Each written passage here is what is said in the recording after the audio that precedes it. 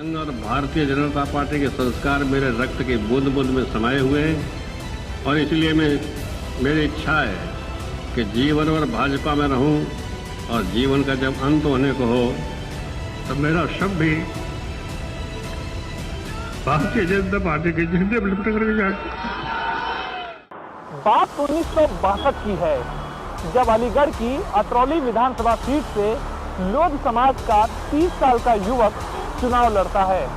हालांकि वो चुनाव हार जाता है, लेकिन हार नहीं मानता है। 5 साल बाद फिर चुनाव होते हैं और इस बार वो नौजवान कांग्रेस के प्रत्याशी को 4000 वोटों से करारी मात देता है। यही नहीं, इसके बाद अतरौली विधानसभा सीट से वही युवक 8 बार विधायक बनता है। हम बात कर रहे हैं हिंदू हृदय सम्राट कल्याण सिंह की।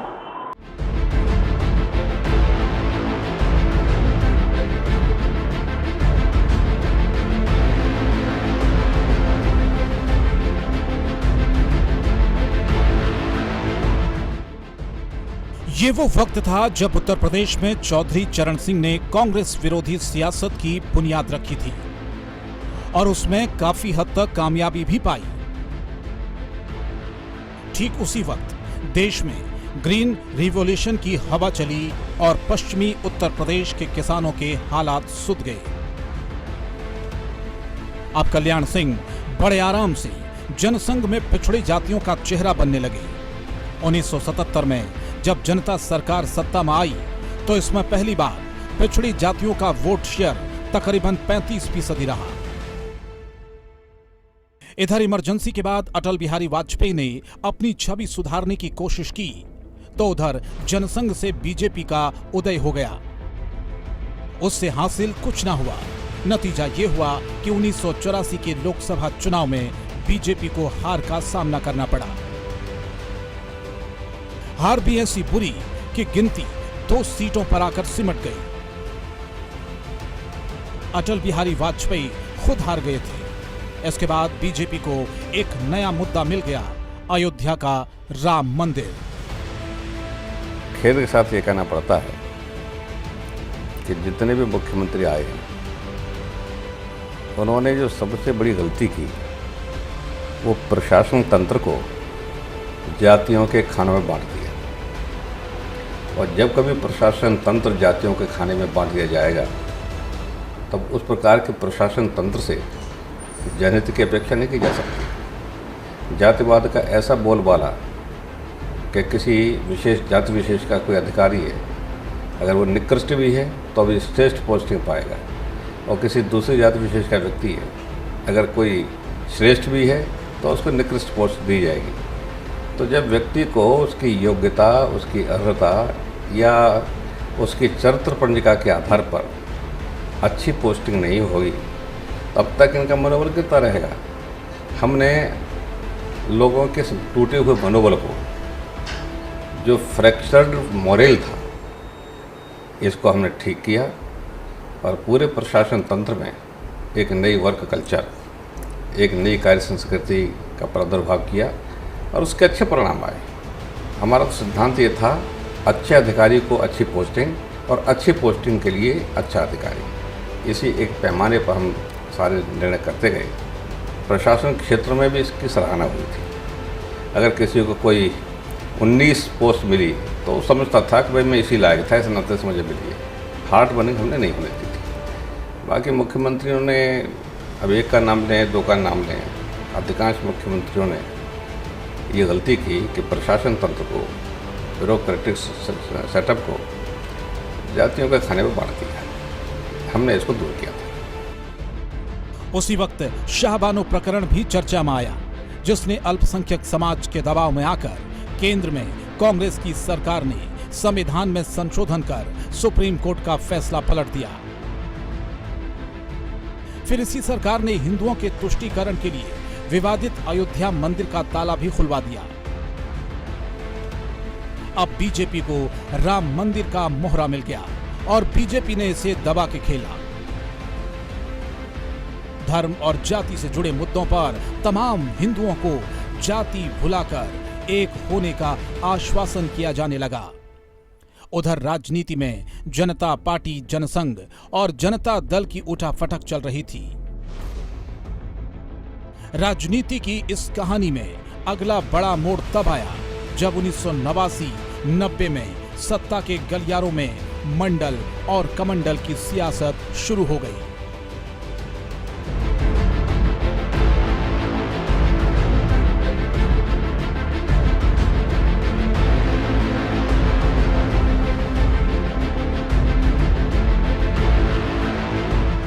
बनिया और ब्राह्मण की पार्टी कही जाने वाली बीजेपी ने कल्याण सिंह को पिछड़ों का चेहरा बनाया और वादा किया गया गुड गवर्नेंस का। बीजेपी में महाराष्ट्र के ब्राह्मणों की जगह ओबीसी जातियों से आने वाले फायरब्रांड नेता सामने आने लगे और कल्याण इनके मुखिया बन गए। इन नए लोगों से नाराज अपर कास्ट के लोगों ने पार्टी के अंदर अपना वर्चस्व बनाने के लिए भीतर ही भीतर जंग छेड़ दी।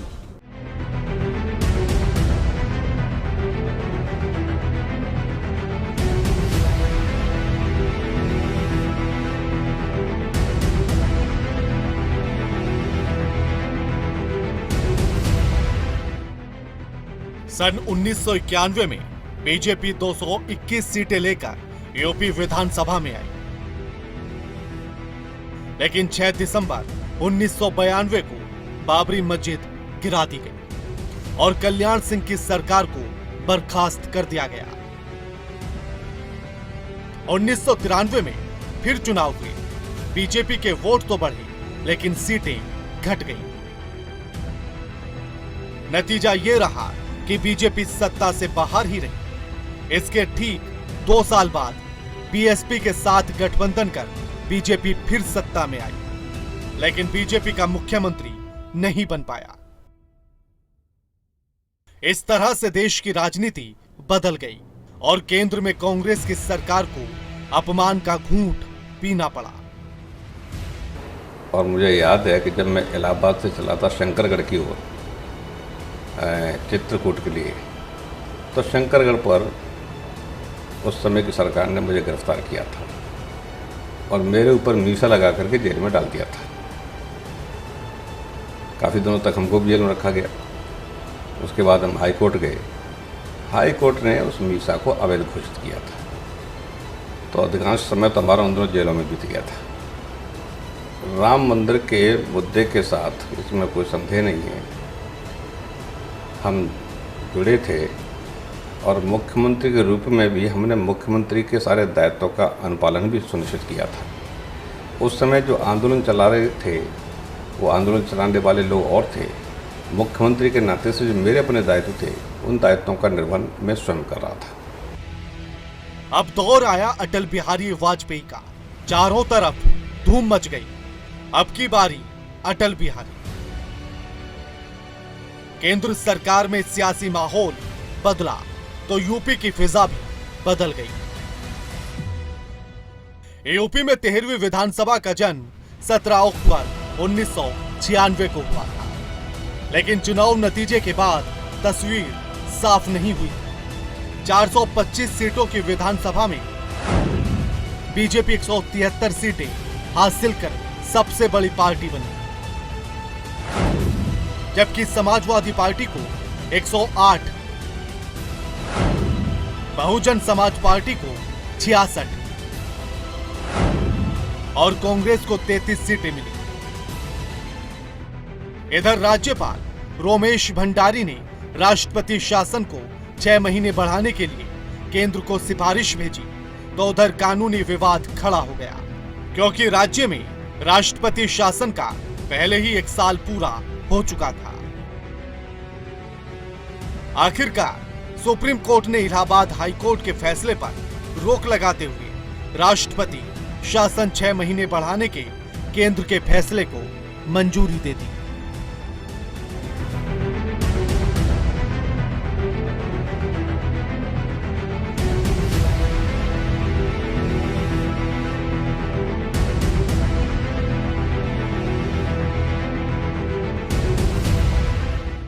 इसके बाद सिलसिला शुरू हुआ राजनीतिक समीकरणों के बनने और बिगड़ने का।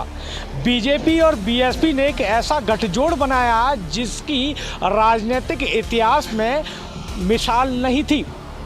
दोनों पार्टियों ने 6-6 महीने के लिए राज्य में शासन करने का फैसला किया।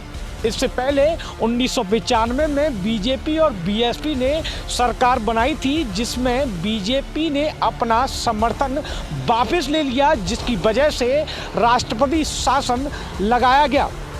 अब फिर से नया प्रयोग करने की तैयारी थी।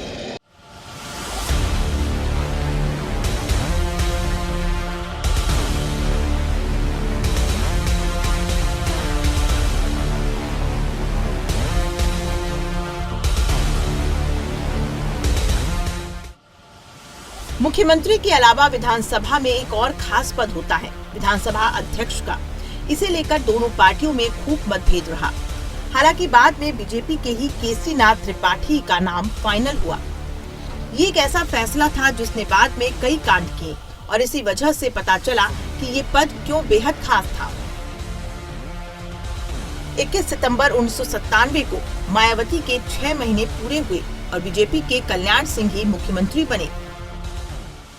मैं फिर से कहना चाहता हूं, ना भतीजा ठीक कर सकता है, ना बुआ ठीक कर सकती है।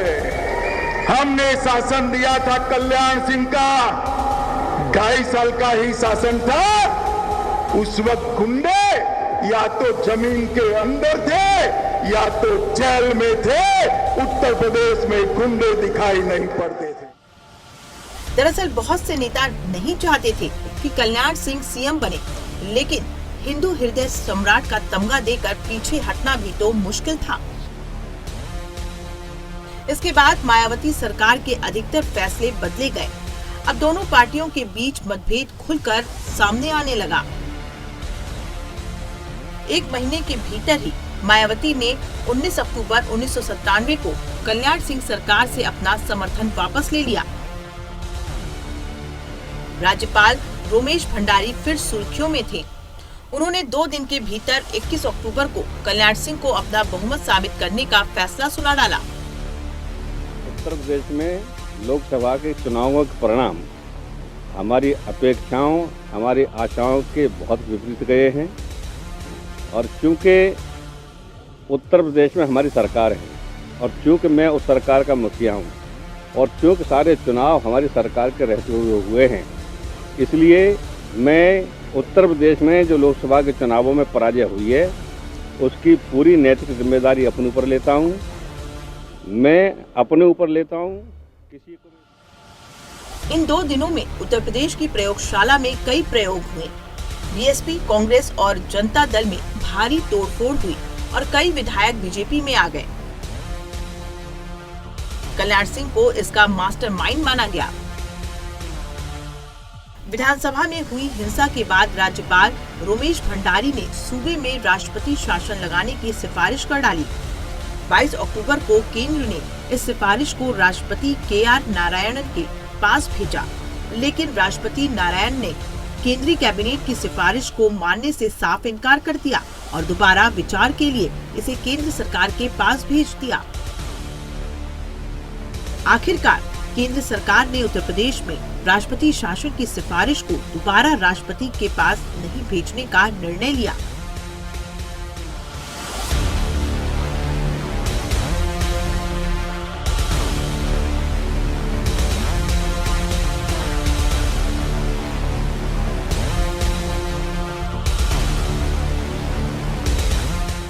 आखिरकार कल्याण सिंह ने पाला बदलकर आए दूसरी पार्टियों के सभी विधायकों को मंत्री बना दिया।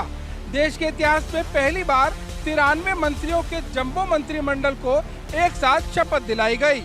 लेकिन जो मशीन कल्याण सिंह ने चलाई थी वो मशीन अब उनके काबू में नहीं रही। बाकी पार्टियों ने भी गठजोड़ की राजनीति की शुरुआत कर दी। हुआ ये कि कांग्रेस के 21 विधायकों ने पार्टी को छोड़ दिया और लोकतांत्रिक पार्टी का गठन कर दिया। हालांकि ये सभी 21 विधायक कल्याण सिंह के साथ ही थे।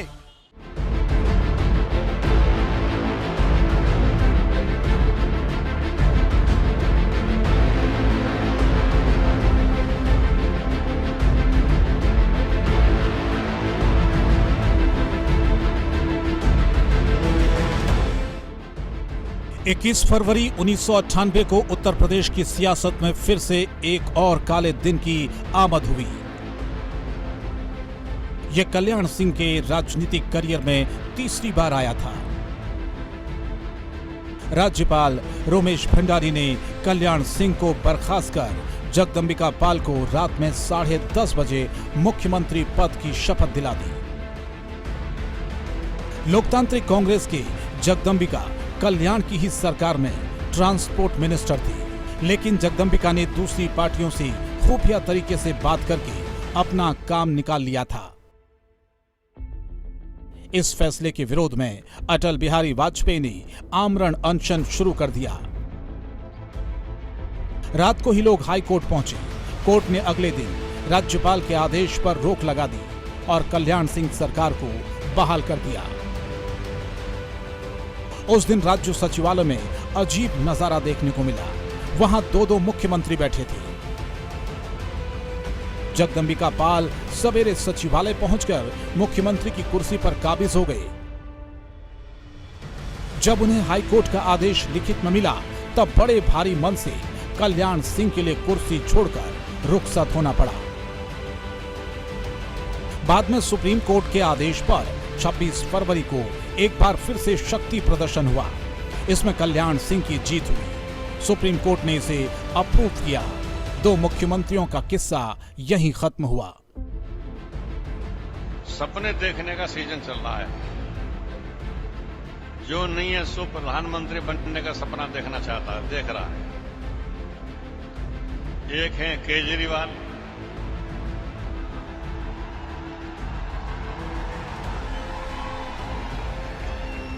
वो प्रधानमंत्री बनने का सपना देख रहे हैं। एमपी एक भी नहीं है। एमपी एक भी नहीं है, एक सपना देख रहे हैं प्रधानमंत्री का। मुंगेरी लाल का सपना, हसीन सपना। एक समाजवादी पार्टी के नेता हैं, वो भी प्रधानमंत्री का मुंगेरी लाल का हसीन सपना देख रहे हैं। सीट है कुल उत्तर प्रदेश में 8 आने वाली है और 8 पर वो समझते हैं कि पीएम बन जाएंगे। एक बसपा के नेता हैं, वो भी प्रधानमंत्री का सपना देख रही हैं। उत्तर प्रदेश में सीटें आ रही हैं उनकी 9, वो भी प्रधानमंत्री का सपना देख रहे हैं। लेकिन जनता ने तो स्वीकार कर लिया है कि देश के प्रधानमंत्री की कुर्सी पर एक लौह पुरुष,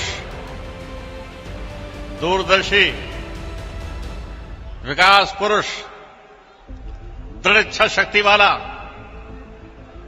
शेर नरेंद्र मोदी को देश के प्रधानमंत्री के कुर्सी पर बैठाना चाहती है। लेकिन राजनीति में एक बड़ा बदलाव देखने को मिला।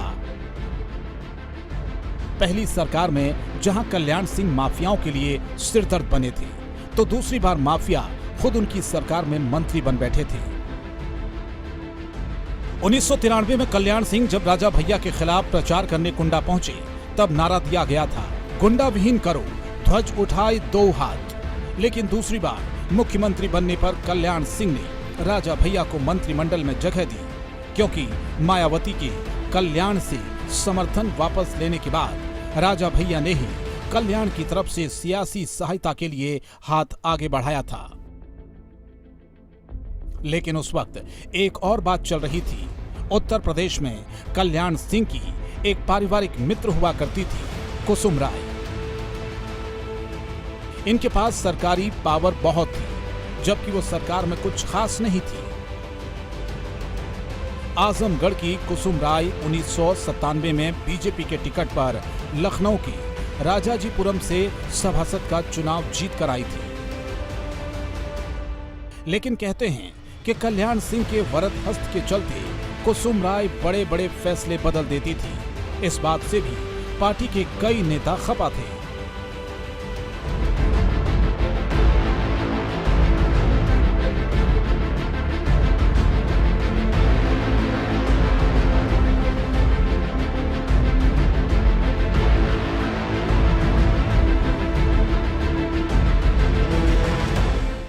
नतीजा ये हुआ कि कल्याण सिंह ने सबके खिलाफ खुला विद्रोह कर दिया।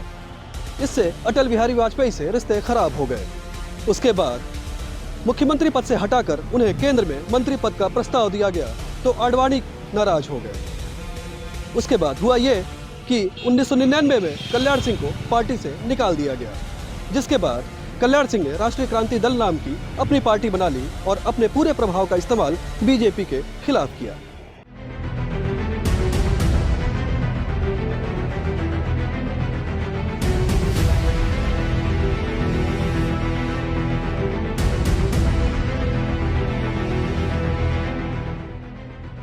यूपी में बीजेपी की लुटिया डूब गई। बीजेपी को घाटा तो हुआ पर कल्याण को कोई फायदा नहीं हुआ। वो वापस पार्टी में आए, लेकिन तब तक सब कुछ बदल चुका था।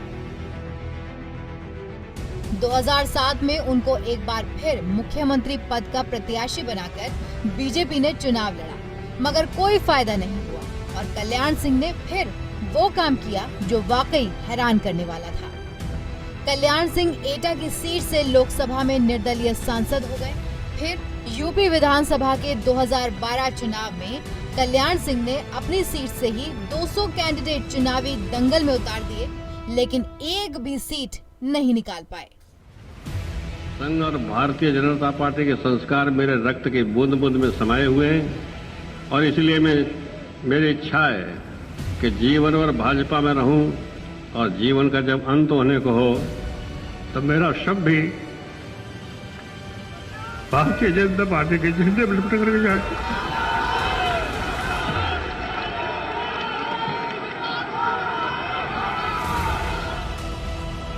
किस्मत का करिश्मा देखिए कि जिस सीट से 8 बार जीतकर कल्याण सिंह विधानसभा पहुंचे, उसी अतरौली सीट पर चुनाव लड़ रही उनकी बहू प्रेमलता को हार का मुंह देखना पड़ा।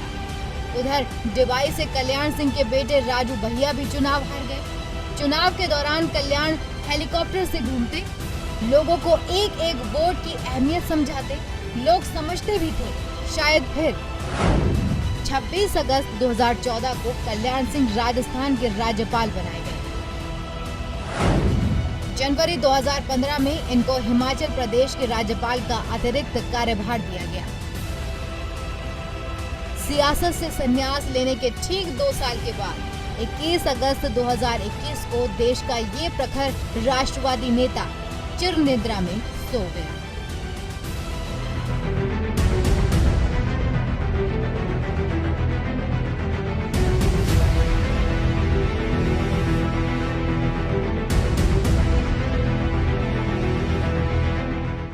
इक्कीसवीं शताब्दी की शुरुआत में कल्याण सिंह और नरेंद्र मोदी दोनों ही अपनी सियासत की सीढ़ी को काफ़ी तेजी के साथ चढ़ रहे थे, लेकिन दोनों ही नेता अटल बिहारी वाजपेयी की नज़रों में ऊंचे नहीं थे, बल्कि दोनों ही नेता लाल कृष्ण आडवाणी के खेमे के थे और पिछड़ी जात से थे और अपने साथ हिंदू हृदय सम्राट के तमके के लिए ललायत थे। नरेंद्र मोदी ने अपनी सियासत बचा भी ली, पर अफसोस कल्याण सिंह नहीं बचा पाए। नमस्कार। संघ और भारतीय जनता पार्टी के संस्कार मेरे रक्त की बूंद बूंद में समाये हुए हैं और इसलिए मेरी इच्छा है कि जीवन भर भाजपा में रहूं और जीवन का जब अंत होने को हो तो मेरा शव भी भारतीय जनता पार्टी के झंडे में लिपट कर जाए।